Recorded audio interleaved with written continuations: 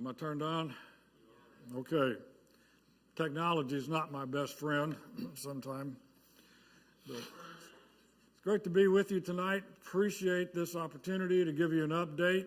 And I'd like to give you a couple of things of context, and then we're going to go lickety-split through a PowerPoint so you can see some of what God's done through these people, see the people that you're helping, and grasp what's taking place and how this scripture, let your light so shine before men, they may see your good works, glorify your Father in heaven. That is happening in Ukraine. I told somebody just before service started, in the midst of this unjust and terrible, and we don't know when it's going to end, war, the kingdom is growing faster than it ever has there. Because people are asking themselves more serious questions, and they're wondering what's going on. And the question that we get most frequently is, where's God? Where's God? It's not usually asked in a derisive way, in a bad way. It's asked actually in a hopeful way. Like, where's God? Is God coming? Is there going to be any justice for this? And so our presence, the aid, the word, and the lives lived in God's name are part of the answer to their question. So two things to understand before we jump into PowerPoint. One is you've been supporting UBI, Ukrainian Bible Institute, for a long time. It's like 28 years now they've been over there. And so when the war broke out, and so many generous brethren all across the country were giving funds to different groups, and Denise, Denise helps me greatly. We've accepted the request of Sunset to help develop a strategy, administrate the funds that were given to them, and that's part of our work in Ukraine. And so right after the war broke out and funds went everywhere, a lot of aid was going out, but it was going here, it was going there, and it was doing good here, it was doing good there. So we thought it would be good if we could create a baseline of help and strategy and decision making. And so we realized that there are Ukrainian Bible Institute alumni and graduates all over Ukraine, and even in Europe where Ukrainian refugees have gone. And so we began to approach them and say, would you like to become the distribution point for this aid that we're providing and distribute it to people in your community and do the follow-up with them? And every one of them enthusiastically said, yes. So I'm going to show you the map in just a minute of where all the places are, who some of the people are, and what's coming from it. So there's a screen somewhere. Am I supposed to hit a button? No, there it is on the wall. There we go. Okay. So I am going to go through this real quickly. I'm going to do it quickly enough to have time for questions at the end. But I hope I am not capable of adequately communicating to you what God is doing there and through these gifts and through your involvement for decades and now currently. It's astounding in human terms anyway what's taking place. So I want to share some of it with you real quickly. That's where we are tonight, not in Ukraine. So, did I do it backwards? You're on and you did forward there. I did.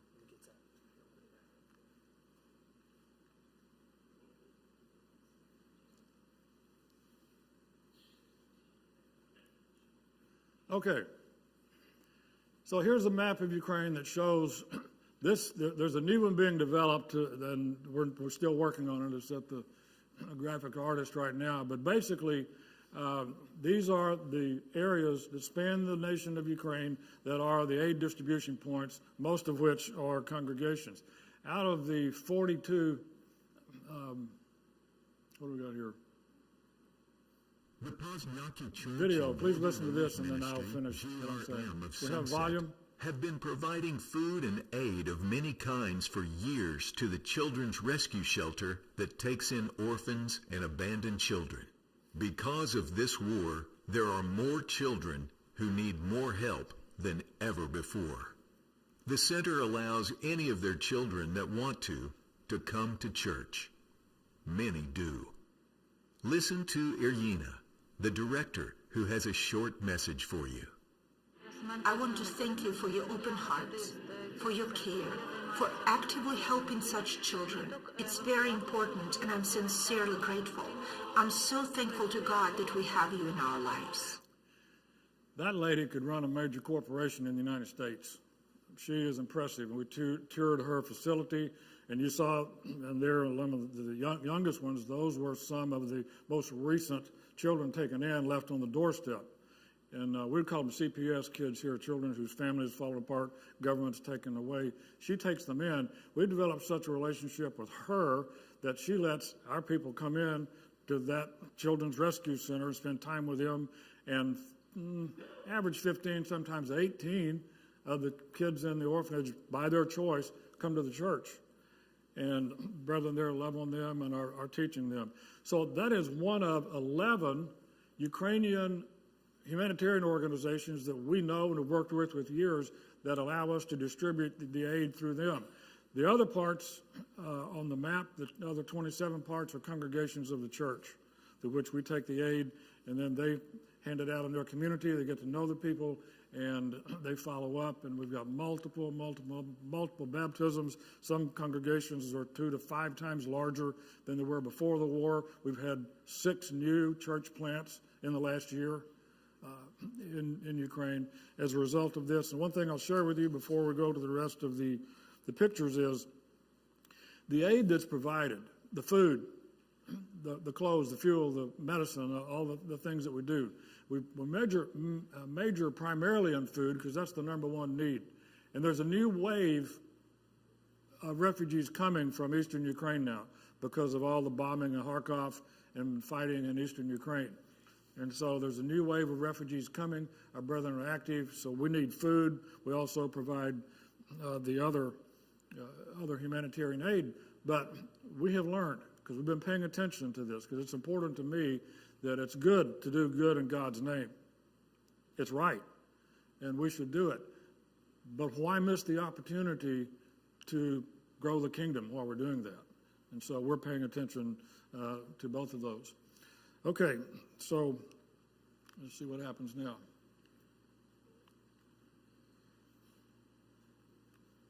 Okay. Go back one slide. This is important. All right, so it says 41. It's fluid. We add some. Some churches are added, some, but it's about 42 right now. And through this distribution method, we're able to provide enough food to feed over 7,000 people a day across the nation of Ukraine, plus the other aid. And so it's a large outreach across the country. We do things other than just the food. You remember last summer before last actually, the Russians blew up the dam in Kherson, Ukraine. Water everywhere, not a drop to drink. We were able to send in 400 gallons of drinking water a week for weeks. We helped them drill a water well on the property of the church. So we do other things. That's the gist of what's happening in Ukraine. I'd like to turn now to the refugees that have gone into Europe, of which there are millions, as you know. And so there are Ukrainian Bible School alumni and graduates in places where the refugees are in Europe. We approached them and said, you're surrounded, where you are in Europe, you're surrounded by thousands and thousands of Ukrainian refugees. Would you be interested in doing outreach for God to them? They said yes. And so we'll show you some of the major places here. Warsaw, Poland is one. That's probably the most refugees are in the town of Warsaw. Eurotharon is the UBI graduate there. And every Wednesday, there'll be an assembly like this in a room that we rent. And the refugees come in, and we give them food cards. Say, well, okay, I thought the European governments were helping them. Well, they were at first, but now they're not. And so we're stepping in to help with food, medicines, and other things. But they come in a meeting. There'll be 85, sometimes 100 every Wednesday. Cards are given. We meet the people. Europe presents a message. Then afterwards, we break down. There's tables. We have tea and cookies, which is a big deal to them. We get to talk to them and dialogue with them. And so the church in Warsaw is growing, lots and lots of baptisms through this.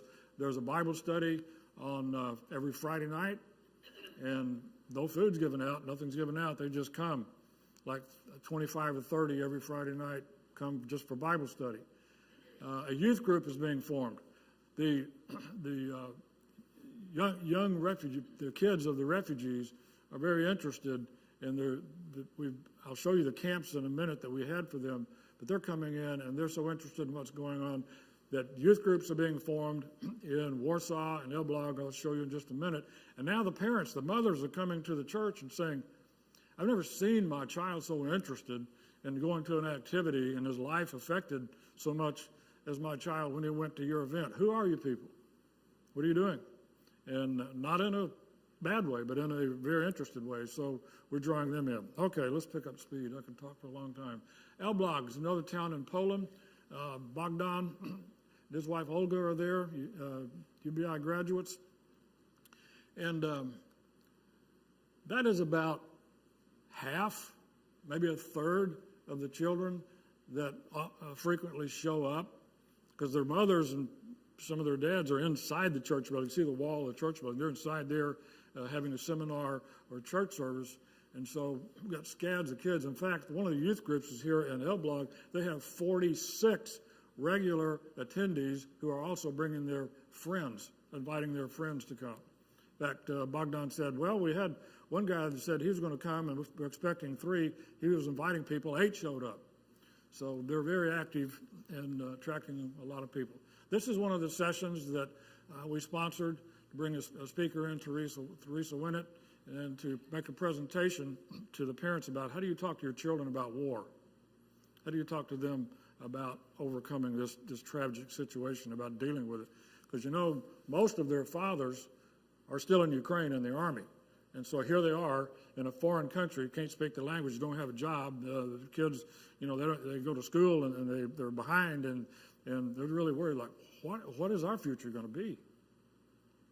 And so the church has become not only the spiritual hub, but this community where they can come and be with people that care about them, hear a positive word, and see their children be loved and taught and included and grow in some real positive ways. We're not only in Poland, but in other places. One of them is Athens, Greece. Many of you may know Dino Roussos, a missionary in his own native Athens, and he approached us summer before last and said, we've got lots and lots of Ukrainian refugees coming to Athens. Lots of refugees from everywhere, but Ukrainian refugees. Would we sponsor Ukrainian refugees to come to a Christian conference? We said yes. We did it last summer, and we did it this summer. And I got word, that's Leonid. Leonid is a medical doctor from Donetsk, Ukraine, who moved in 2014 to Athens. He does the follow-up among the Ukrainian refugees to the activities, okay? And so this strategy that we're developing is that we help provide for the needs of people, and we sponsor the outreach efforts, and they come. Well, somebody needs to do the follow-up to complete studying with them and integrate them in the church community. That's what Leonid does. He's a neurologist, medical doctor. Those are the first 3 adult baptisms out of, got a note, 9 so far out of the first group that came and growing. Summer camp, big deal. In Ukraine, before the wall collapsed, every kid in Ukraine went to camp for 3 weeks. Those were the communist pioneer youth camps where they taught socialism, communism. We got an invitation to come in, bring teams in. You're familiar with this. Denise was organizer of a lot of those teams and got them in there. Well, can't do that now because you can't go into Ukraine, and they're not going to the camps. But here all these kids are in these European cities. So we said, how about we do camp in a European city and invite the European kids? And so we talked to one of our former team members, and how would you like to get the band together and you can have camp for Ukrainian kids in Warsaw, not in Ukraine? He said yes, and so they came, had a great time. This is last year's camp. I'll show you this year's in just a minute. A big, huge deal, because they came not only from Warsaw, Elbląg, other places around Poland, and they went back so excited that it is helping the outreach efforts in these other cities. All right, I'm going to really pick up speed here. So of these 27 congregations that are the core of the distribution system for the aid and the follow-up, that's being done by these leaders. Well, they're on call 24 hours a day because the word's out. These people will help you, not only with food and physical things, but they'll listen to your story, they'll talk to you, they'll care about you. And so they're on call 24 hours a day. So we decided, let's invest in developing leadership more. Let's bring the leaders in for a meeting, 3 days of R&R, and we'll do some study, we'll do some appreciation for them. They'll get to know each other. And so we did this one last November. That's Brandon Price. You know Brandon, current president of UBI, Natasha Beluga, who I'm sure you know, and there they are addressing the group. That's some of the group. You're going to get to see faces here in just a minute of the meeting last November, and then we're going to quickly jump to what happened in June.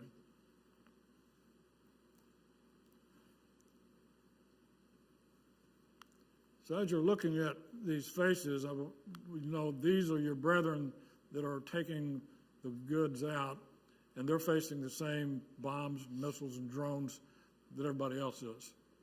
In fact, I was riding on a van last year with a group going somewhere, and the driver said, we're going to pull over in this town, drink coffee for a little while.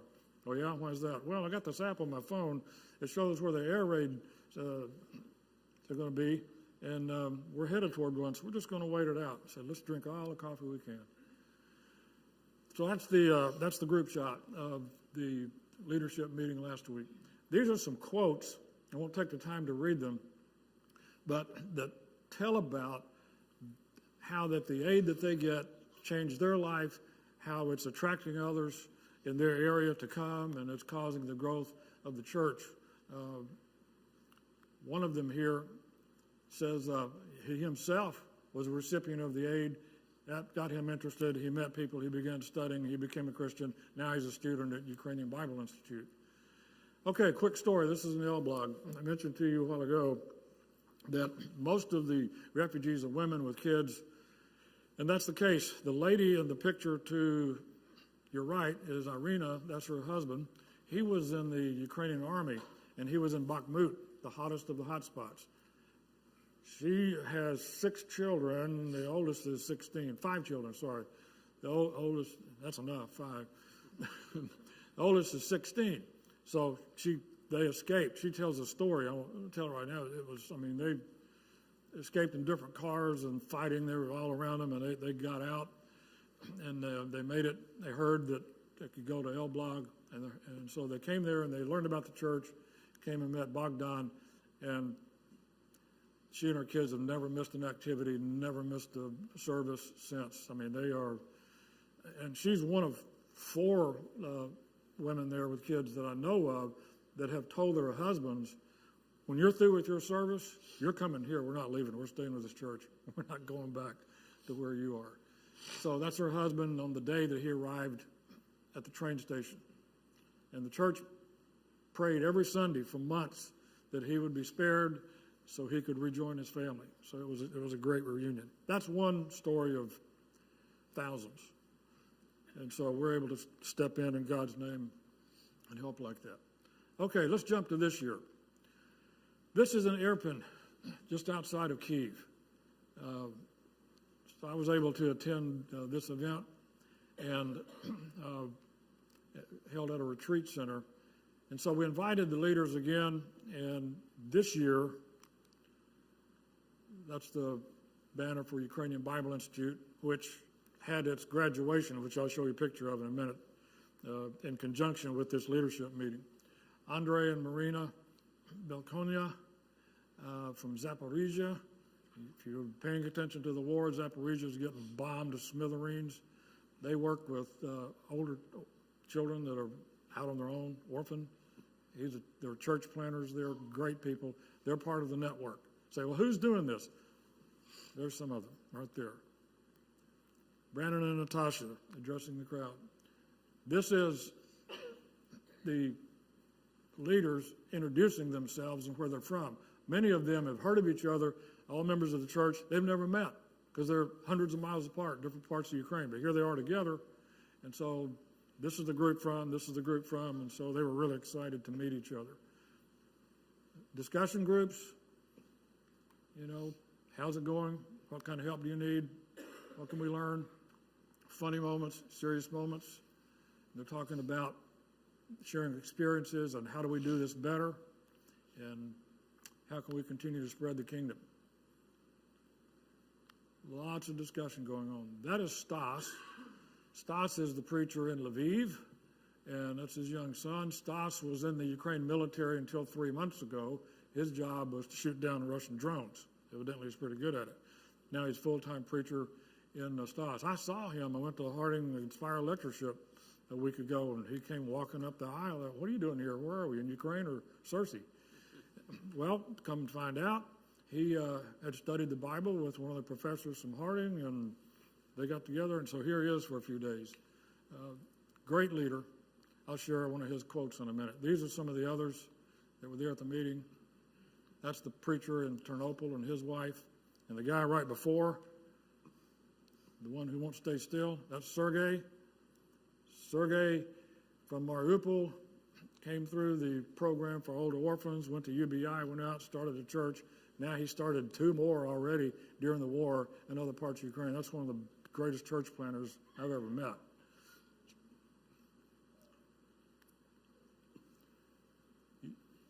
Eugene Zhenya from Ivano. These are the 5 graduates of Ukrainian Bible Institute class this year that graduated in June. Great stories. I'm going to tell you one of them real quickly. The female graduate in the middle is Larissa. Okay? So, Larissa was an addict. I mean, like everything. She had a daughter, and her daughter said, she grew up just feeling like mother didn't care about her, wasn't involved in her life. I remember sitting in the window of their apartment looking out while the orgy was going on in the living room and thinking, is there a better life for me somewhere out there? Well, one of her friends was a member of the church, invited her to come to camp. She went. She loved it. That sparked a relationship. That sparked study. She became a Christian. She ended up marrying one of the guys on staff at UBI. Invited her mother to come to the wedding. No, I don't want to come be with those crazy people. Finally, she convinced her to come. Long story short, our brethren loved on her, started studying with her, and she became a Christian. And this is the culmination of 3 years of study during the war for her to graduate. And now she's working in conjunction with the Obolong congregation in Kyiv to do ministry to the women's prison. And I got a message at 3:14 this afternoon with a story and pictures of her and others at the women's prison in Poltava and some other guy prisoners that another group was working with. They had 5 baptisms, I think it's 5, at least 5 baptisms in their current work among the women prisoners coming from this. So you see how the kingdom is growing. You see how the presence and the aid, doing good in God's name and having that presence there is a basis for growth. These are some of the UBI students and graduates in prayer. There they are. Those are letters given by a church in Kansas. They're in English. And that were shared with some of the people at the conference. There's the obligatory group shot. Last year in November, we had 50. This year, we had 103 leaders and their associate and families to come and encourage each other. And so the war continues. The gifts that were given originally have dwindled. We are in the process of now raising more funds to keep doing what we're doing because we're at such a level now that it's going to take a lot to keep this going. But the fruit is such that we just feel like we have to do it. You probably saw this in the news, the Russian missile that hit the children's hospital on purpose. It's where the kids that have cancer and heart problems go. So, a couple of comments, and then I'll take questions. I've shown you some of the events that happened even this summer, UBI graduation, a couple of other things. that happened. There was a ladies' retreat in Sopot, which is up by Gdansk, and there's a church up there, and Denise was invited to come speak, but it was a conference for Ukrainian ladies, some of whom had fled to Sopot when the war started, from other parts of Poland. I think 18 women from Ukraine came. 6 of them new Christians to the conference. So that was a good event. That was a good event.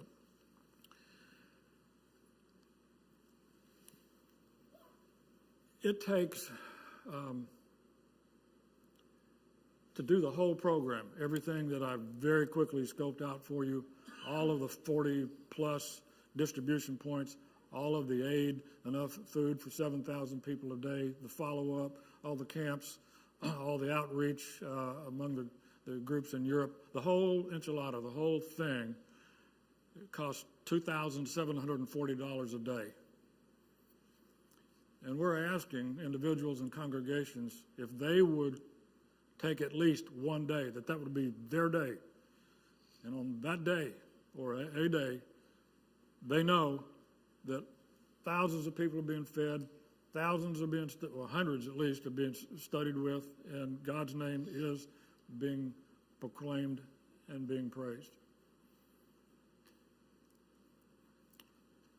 We're sending a container over soon of 907,000 meals that are part of the mix of how we are able to provide enough food for that many people. And so we need to fund that container. And the whole thing, $43,000 for all the meals, all the trucking, all the shipping, all the gas, getting it into the warehouse, into the places ready to give to people. But core of what we're asking people to consider is help us not slack off. We've been told over and over again, last time by Stas, whose picture you saw, who spoke to a group at Harding and said, this is the time to be active in Ukraine. The biggest growth of the kingdom is going to come when the war ends, and then we follow up on what we've been doing. That's when the biggest growth is going to come. So this is the time to be active. And by the way, it was stated in the opening remarks about the emphasis on children here and in your neighborhood and how important that is. We're positioning our efforts to be ready for when the war ends. And it includes a lot of emphasis, as you saw, on the children, because the children bring their parents in. And not just that, but a lot of kids decide they want to follow Jesus when they're young. In fact, they did a survey in the year 2000 of people that claim to be Christian. This is in a very generic sense.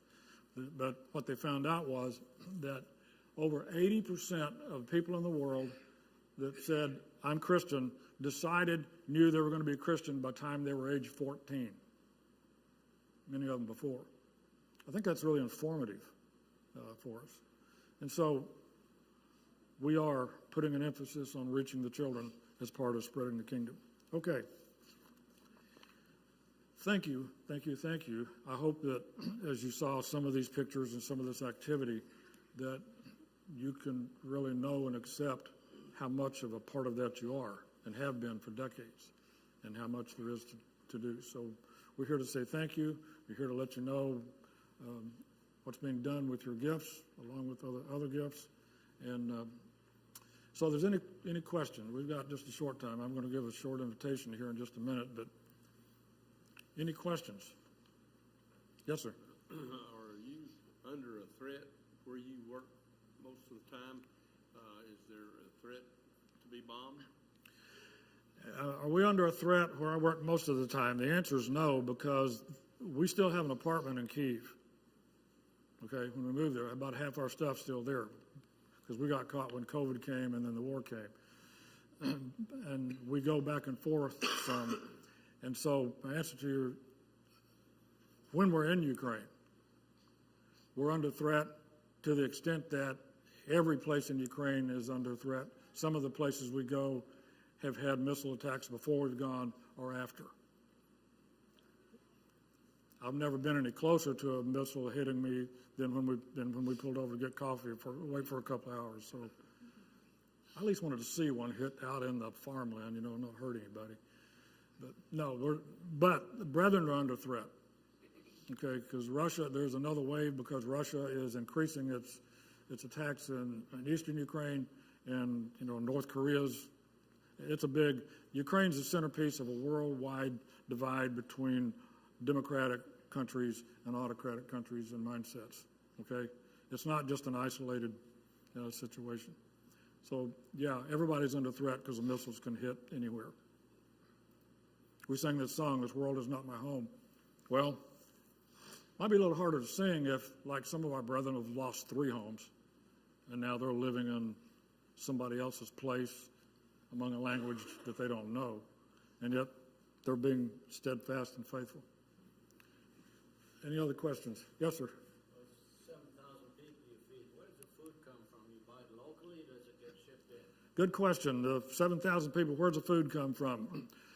2 main sources. One is we are able to buy the food in Ukraine in bulk, which we do, and then our teams put it in bags and packages and stuff. The other is we send about a container a year of almost 1 million meals, or 2 containers, some depending on the situation. And the mix, and we have warehouses, strategic warehouses. We put the food in the warehouses. Our teams then put it in the right form and give it to the delivery people, and they take it out to the churches who dispense it. But it's more cost effective to buy it in Ukraine and ship it from there. We augment that with a really cost effective container load of food from the United States. All that mixed together is what allows the large number. That soup mix is a high protein Yeah. soup mix that's specifically sent because it's highly nutritious. Denise is right. The 907,000 meals are a high protein, nutrient dense soup mix that was developed by a company in Lubbock that they send different places in the world. And so that really helps sustain and provide protein and nutrition longer than average. And it also is very cost effective, so all that mixed together helps us feed that many people. Yes, sir. Y'all have a lot of U.S. troops and people going over to help the troops there in Iran, Ukraine. Do y'all have U.S. men and people from other branches going up there to help with some of the military aid? Well, that's a good question. I think the question was, are there people going over to help in person? Okay, and the answer is yes, but it's selective, because I'll be really honest with you. Our Ukrainian brethren are really good and active, and sometimes if we don't arrange things just right, if we don't really talk with them and integrate, we can be more of a hindrance than a help, because they're taking care of us and we're not instead of them, and we're kind of getting in the way. But there are times and places in which brethren from the States can go over and augment what's going on and be a real help. We just have to talk with them and make sure it's integrated really well. I think maybe my time's up. We'll be around. Love to talk to you, give you more insight, ask any question you would like. And I'll answer one question right now in about 10 seconds. If you ask me anything about politics, I'm a history major. I study this all the time, and I might launch on you, but more than likely, I will just say this. We're aware that there are different political views and decisions being made, okay? We're not confused about why we're there. We're very clear that God has been working for a long time to put people in place to make this outreach available to use the generosity of our brethren to grow the kingdom faster than it's ever grown there. So I'm not confused about that. So just a minute, I guess, do you have an invitation song? Okay, we're going to, as is our custom, stand in just a moment and sing a song of invitation where anybody that's here, that's been studying God's Word, been in discussions, been thinking about your life, about what things are really about, and you've come to understand that ultimately things are really about being a child of God, being forgiven, and able to approach God in confidence because of the sacrifice of Jesus. You become a member of the church. So if you're inclined to do that, and as we sing this song, this is a good time. I just reflect on when the invitation is offered in Ukraine, and then the studies are going on. Maybe it's, I won't take the time to tell you about a conversation that took place in Warsaw, at one of those pictures. People are really seeking for God. We go through the discussion, but it's the same decision there as it is here. And that is, so here's the world, here's my life, here's God in the world, and God wants me to be in relationship with Him. Jesus came so we could be saved, and I have to understand that message and accept and repent and accept Jesus' sacrifice and God's grace, and I have to do that in the context of my life and God's Word and my necessity to follow that.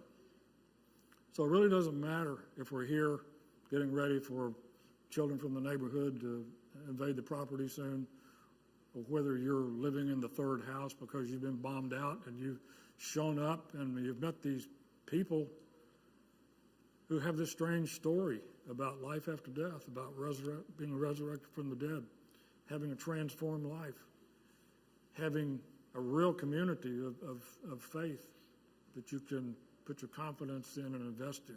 It's the same thing.